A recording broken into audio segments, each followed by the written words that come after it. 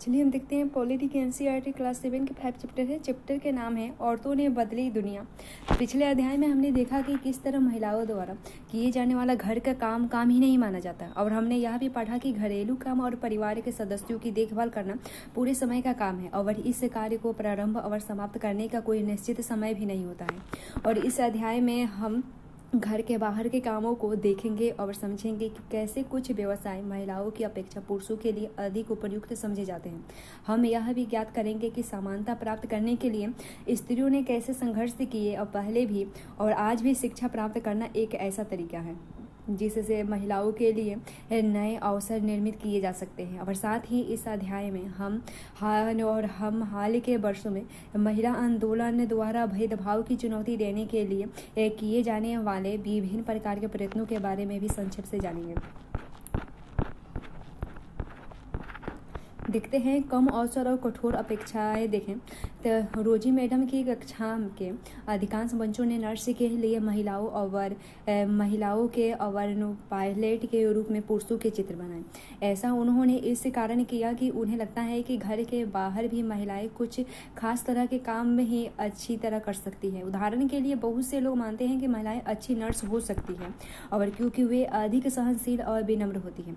इससे परिवार में स्त्रियों की भूमिका के साथ मिलाकर देखा जाता है, और इसी प्रकार से माना जाता है कि विज्ञान के लिए तकनीकी दिमाग की जरूरत होती है और लड़कियां और महिलाएं तकनीकी कार्य करने में सक्षम नहीं होती हैं।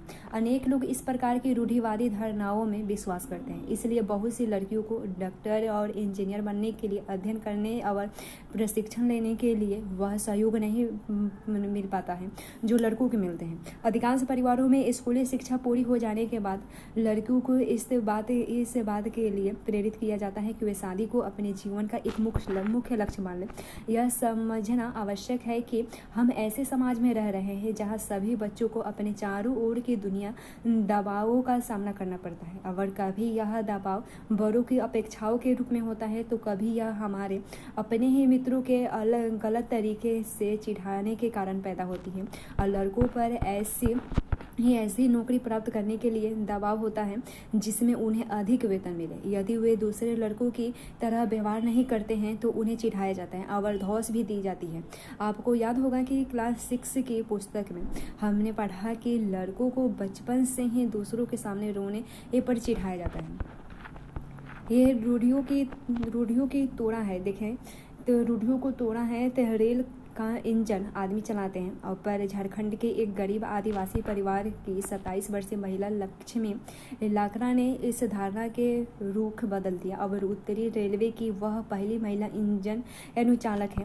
और लक्ष्मी के माता पिता पढ़े लिखे नहीं थे, पर उन्होंने अपने बच्चों को पढ़ाने के लिए बहुत संघर्ष किया। लक्ष्मी की शिक्षा एक सरकारी स्कूल में हुई। स्कूल में पढ़ने के साथ साथ लक्ष्मी घर के कामों और अन्य जिम्मेदारियों के साथ भी हाथ बटाती थी, और उसने काम लगाने उसने मन लगाकर अपने मेहनत से पढ़ाई की और स्कूल पूरा करके इलेक्ट्रॉनिक्स में डिप्लोमा अर्जित की, और फिर वह रेलवे बोर्ड की परीक्षा में बैठी और पहली ही कोशिश में उत्तीर्ण हो गई। लक्ष्मी कहती है, मुझे चुनौतियों से खेलना पसंद है, और जैसे ही कोई यह कहता है कि फला काम लड़कियों के लिए नहीं है, मैं उससे करके रखती हूँ। लक्ष्मियों के जीवन में ऐसा करने के अनेक अवसर आए, और जब वह इलेक्ट्रॉनिक्स करना चाहती थी तब उसने पॉलिटेक्निक में मोटरसाइकिल चलाई, और जब उसे तय किया गया कि वह इंजन ड्राइवर बनेगी, उसका दृष्टिकोण सीधा साधा है। जब वह मुझे मजा आ रहा है कि मैं किसी को नुकसान नहीं पहुंचा रही हूँ, तो मैं अच्छे से रह पा रही हूँ और मेरे माता पिता की मदद पा रही हूँ, और मैं अपने तरीके से क्यों ना जीऊँ।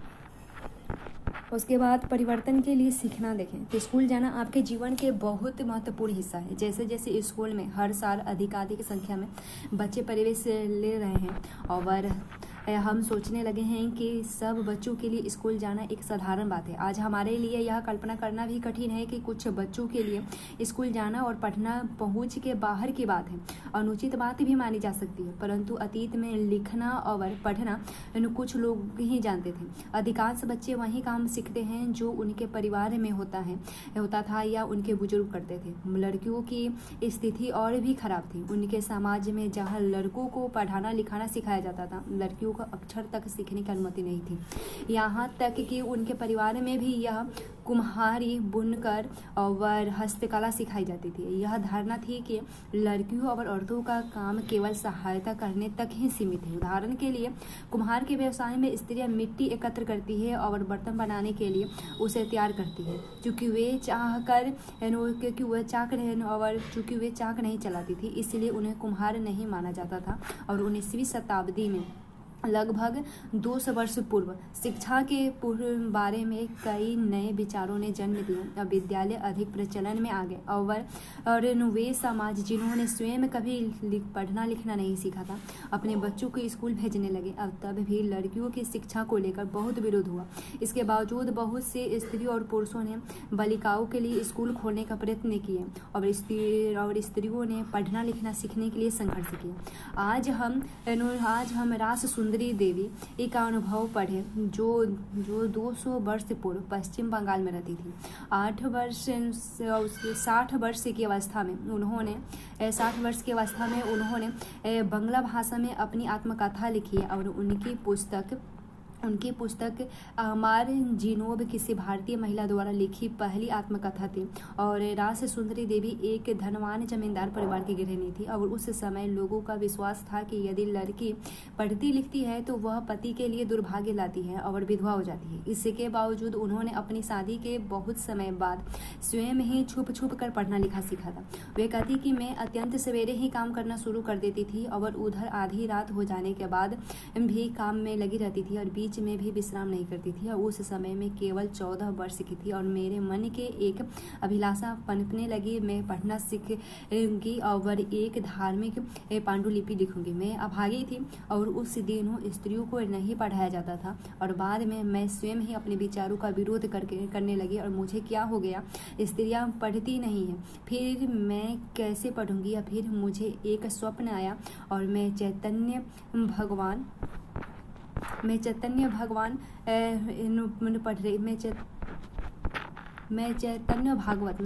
भागवत पढ़ रही थी। और बाद में दिन के समय जब मैं रसोई में बैठी हुई भोजन बना रही थी तो मैंने अपने पति को सबसे बड़े बेटे से कहते सुना कि विपिन, मेरे अपनी चैतन्य भागवत कहाँ छोड़ी है और जब मैं इसे मंगाऊं तो तुम इसे अंदर ले आना। और वे पुस्तक वहीं छोड़कर चले गए। और जब पुस्तक अंदर रख दी गई, मैं चुपके से उसका एक पन्ना निकाल लिया और सावधानी से उसे छुपा ली। और उसे छुपाना भी एक बड़ा काम था, क्योंकि किसी को भी वह मेरे हाथ में नहीं दिखना चाहिए था। और मेरा सबसे बड़ा बेटा उस समय तार के पन्नों पर लिखकर अक्षर बनाने का अभ्यास कर रहा था और उसमें से भी मैंने एक छिपा लिया। और जब मौका मिलता मैं जाती और उस पन्ने के अक्षरों का मिलान अपने याद किए गए अक्षरों से करती और मैंने उस शब्दों का भी मिलान करने की कोशिश की जो मैं दिन भर में सुनती रहती। अत्यधिक जतन और कोशिशों से एक लंबे समय के बाद मैं पढ़ना लिखना सीखी।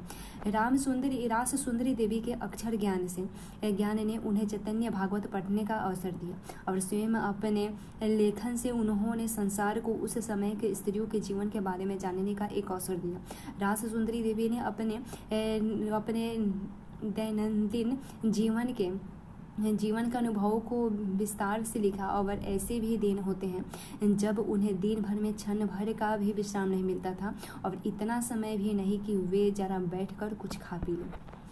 वर्तमान समय में शिक्षा और विद्यालय रहे। आज के युग में लड़के और लड़कियां विशाल संख्या में विद्यालय जा रहे हैं, लेकिन फिर भी हम देखते हैं कि लड़कों और लड़कियों की शिक्षा में अंतर होते हैं।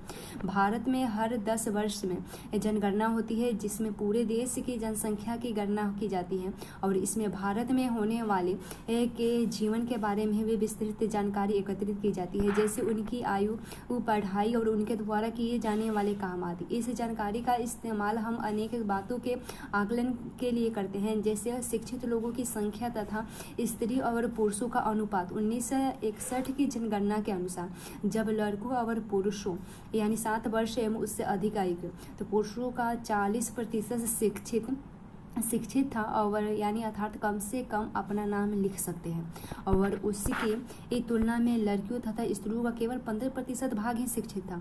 2001 की जनगणना के अनुसार लड़कों और पुरुषों की यह संख्या बढ़कर 76% हो गई और शिक्षित लड़कियों और स्त्रियों की संख्या 54%। इसका आशय यह हुआ कि पुरुषों और स्त्रियों दोनों के बीच ऐसे लोगों का अनुपात बढ़ गया जो पढ़ लिख सकते थे और जिन्हें कुछ हद तक शिक्षा मिल चुकी है।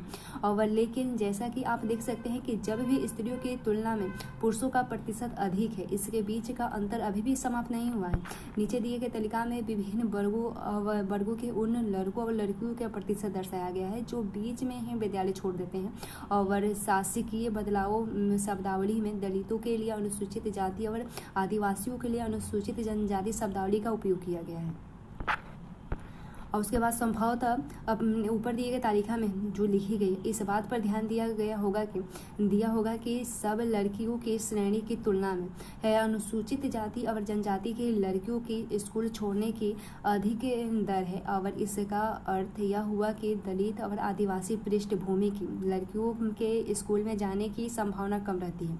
वर्ष 2001 की जनगणना में यह भी पता चल रहा है कि दलित और आदिवासी लड़कियों की अपेक्षा मुस्लिम लड़कियों की प्राथमिक शिक्षा पूरी करने की संभावना और भी कम है और मुस्लिम लड़कियां स्कूल में लगभग 3 वर्ष रह पाती हैं, जबकि अन्य समुदाय की लड़कियां स्कूल में 4 वर्ष का समय बिता पाती हैं।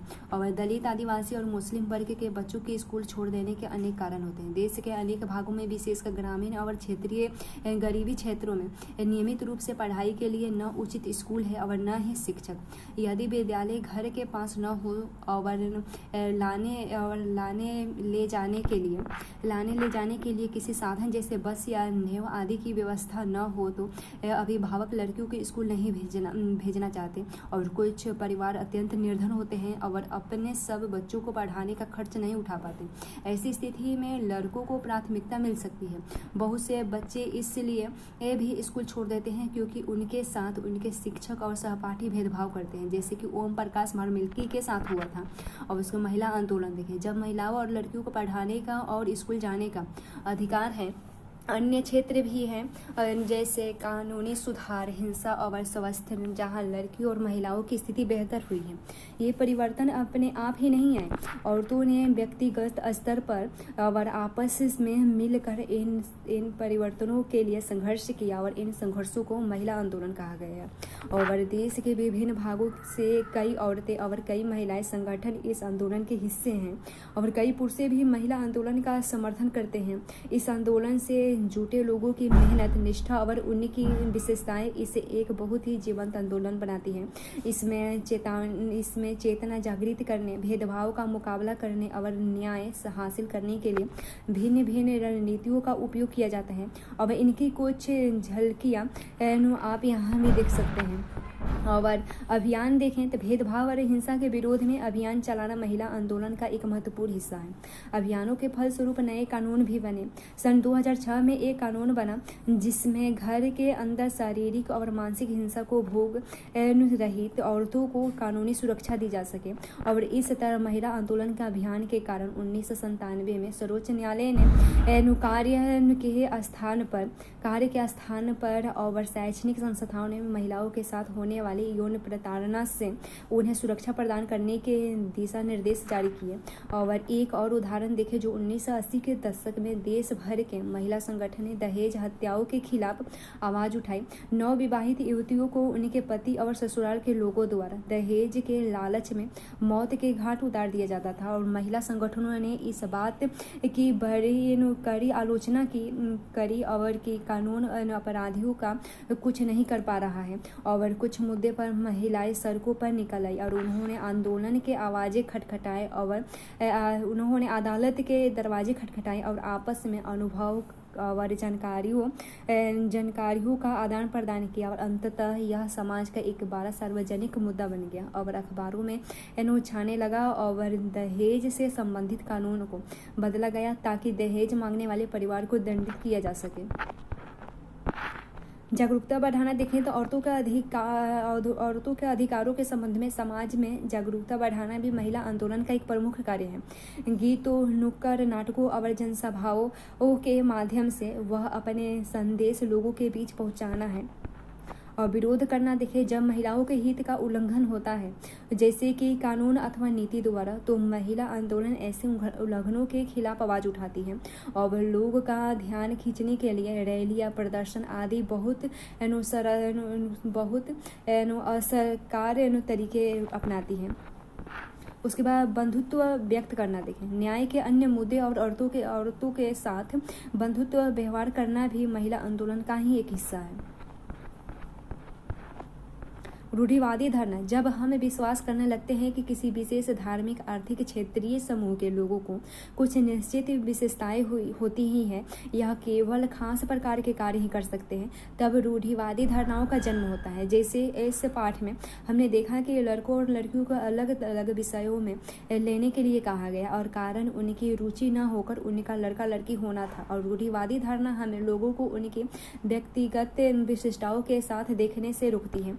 भेदभाव देखें, भेदभाव तब होता है जब हम लोगों के साथ समानता और आदर का व्यवहार नहीं करते। यह तब होता है जब व्यक्ति या संस्थाएं पूर्वाग्रहों से ग्रसित होता है। भेदभाव तब होता है जब हम किसी के साथ अलग व्यवहार करते हैं या भेदभाव करते हैं। उल्लंघन, जब कोई जबरदस्ती कानून तोड़ता है या खुले रूप से किसी का अपमान करता है, तब हम कह सकते हैं कि उसके साथ उसने उल्लंघन किया है। और यौन प्रताड़ना देखें तो उसका आशय औरतों के इच्छा के विरुद्ध उसके साथ यौन से जुड़ी शारीरिक या मौखिक हरकतें करने से है।